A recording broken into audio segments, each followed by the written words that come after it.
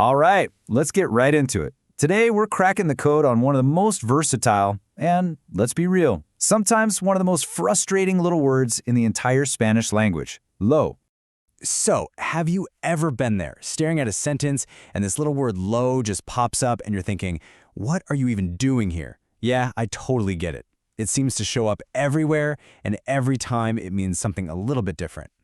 But here's the secret. You're definitely not alone. And the good news is it's not actually confusing. It's just a chameleon. It's a word that is a master of disguise, changing its function to blend in perfectly with the sentence around it. Yeah, we're actually calling it a chameleon word because its entire job, its very identity, shifts based on the words it's hanging out with. So think of it this way. Once you learn to spot its different colors, or, its different contexts, all that confusion just melts away, and it finally starts to click. And this little chameleon, well, it has 4 main identities, 4 main faces that it shows the world. And over the next few minutes, we're going to unmask every single one of them. You ready? So let's kick things off with its most unique and, honestly, its most powerful identity, lo, as the idea maker. Or, if you want to get technical, what grammarians call the neuter article. Now, the key thing to get here is that this version of lo has no gender. In a language that's all about masculine and feminine nouns, that's a pretty big deal. It makes it super special. See, it doesn't point to a specific thing, like a book or a table. It points to an abstract idea. So how does it pull that off? Well, its main magic trick is taking a simple quality, an adjective, and turning it into this big general concept. It can take a word like important and turn it into the important thing, or what is important. Here is the perfect example. Bueno just means good, but the second you put lo in front of it and say lo bueno, it becomes the good part or the good thing. It's not just describing something anymore, it is the thing. And this idea maker lo has a few favorite combinations. We've seen lo plus an adjective, like lo difícil, which means the difficult part. But then you get these incredibly useful phrases like lo que, meaning what, or the thing that, and lo de, which is like saying the whole situation with, or the matter concerning. These are total game changers for building more complex sentences. Okay, on to identity number 2. Now this one's probably the one you'll see the most, and it'll probably feel a lot more familiar. Let's meet lo, the object stand-in, also known as the direct object pronoun. So the key word here is simplicity. This lo isn't creating some big abstract idea, it's just a simple stand-in. Its job is to replace a masculine singular noun that's getting the action of the verb. It's basically the Spanish word for it or him. This makes it crystal clear. Check it out. On the left, someone asks, "Do you see the book? ¿Ves el libro?" Now on the right, instead of repeating the book all over again, you just say, "Yes, I see it. Sí, lo veo." See that? Lo just jumped in and took the place of el libro. Simple as that. This same pronoun is also kind of baked into expressions we use all the time. When you say lo siento, you're literally saying I feel it, where it is the bad situation you're sorry about.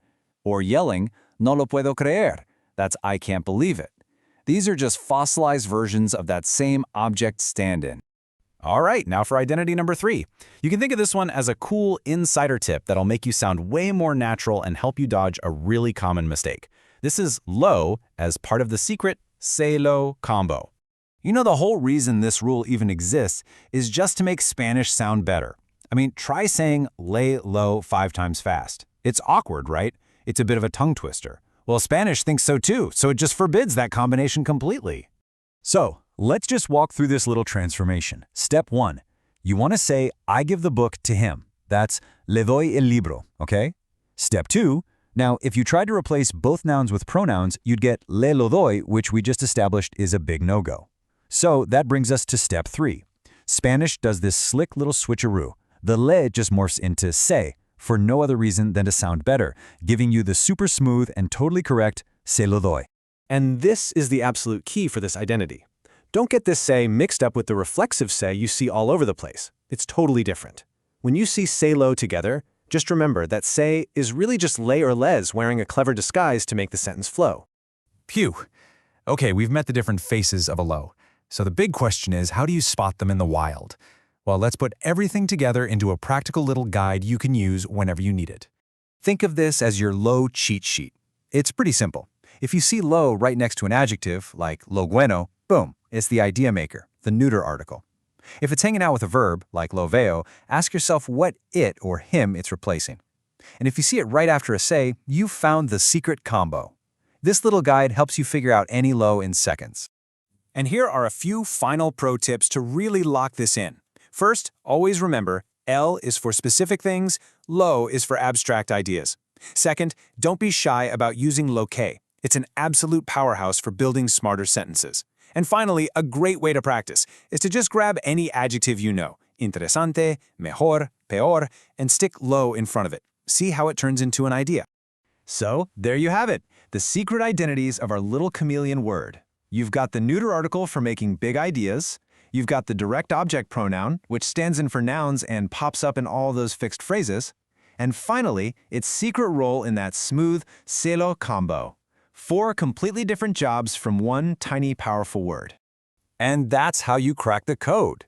Lo isn't some monster designed to confuse you. It's a multi-tool, just sitting there in your toolbox, waiting for you to use it. So the only question left is, now that you're in on the secret, which face of lo are you going to use first?